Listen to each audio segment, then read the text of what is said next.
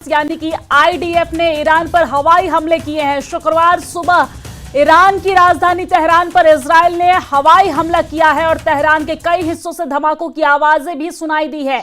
Israel की air force ने Iran के परमाणु कार्यक्रम और सैन्य ठिकानों को निशाना बनाकर हमला करने की बात कही है।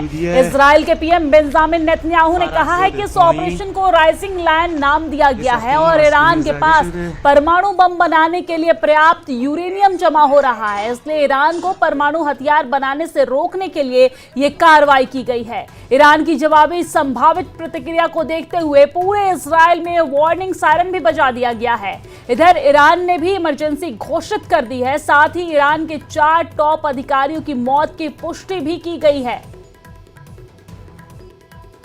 तो ये बड़ी जानकारी हम आप तक पहुंचा रहे हैं। हालांकि ईरान में मौजूदा स्थिति को देखते हुए भारत ने ईरान में सभी भारतीय नागरिकों और भारतीय मूल के लोगों से सतर्क रहने की, सुरक्षित रहने की अपील की है और सभी लोगों से अनावश्यक गतिविधियों से दूर रहने की भी सलाह दी गई है। आपको जानकारी दे दें कि भारतीय दूतावास ने अपने एडवाइजरी में भारतीय मूल के लोगों से उनके ऑफिशियल सोशल मीडिया अकाउंट को फॉलो करने और स्थानीय प्रशासन की ओर से बताए जा रहे सुरक्षा प्रोटोकॉल के पालन करने की अपील भी की गई है। ईरान को लेकर भारत ने एडवाइजरी जारी की है।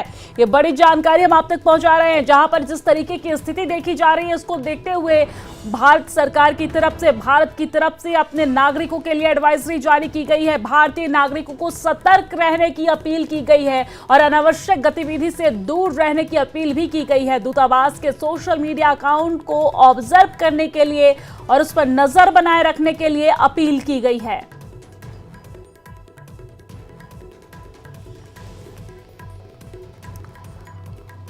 और इसी खबर पर ज्यादा जानकारी के साथ हमारे संवाददाता नीरज हमारे साथ जुड़ गए हैं। नीरज, किस तरह की स्थिति इस वक्त देखने को मिल रही है और भारतीय मूल के निवासियों के लिए क्या कुछ एडवाइजरी जारी की गई है?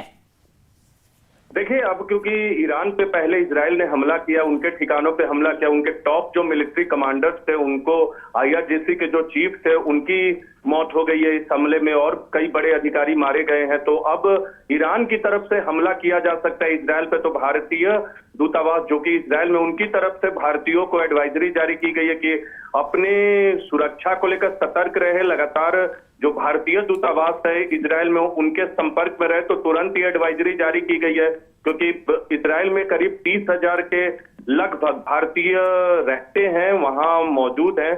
तो उनके लिए एडवाइजरी है। तो जाहिर सी बात है, ये एस्केलेशन बढ़ सकता है इजराइल और ईरान में इस बड़े हमले के बाद, क्योंकि इजराइल की तरफ से साफ कर दिया गया है कि वो उनके लोगों के जीवन पे अगर खतरा होगा तो उसके पर वो जवाबी कार्रवाई करेंगे। और आइए ये क्या रिपोर्ट का भी हवाला इजराइल ने दिया है ईरान पर बड़े हमले का। देखना होगा कि ईरान की तरफ से क्या कार्रवाई की जाती है आज रात या आने वाले वक्त में कोई कार्रवाई की जाती है। उसी को लेकर भारतीय दूतावास की तरफ से ये एडवाइजरी भारतीयों को जारी की गई है। ठीक है, बहुत शुक्रिया तमाम जानकारी साझा करने के लिए, हमारे साथ जोड़ने के लिए। तो ये तस्वीरें हम आप तक पहुंचा रहे हैं। देखिए, ये 3 अलग अलग तस्वीरें पहुंचा रहे हैं। देख सकते हैं आप किस तरह की स्थिति इस वक्त वहां पर देखने को मिल रही है। पहली तस्वीर में आप देखिए, धमाके के बाद यहाँ पर अफरा तफरी मच गई, सायरन बज रहा है, लोगों से अलर्ट रहने की अपील की गई।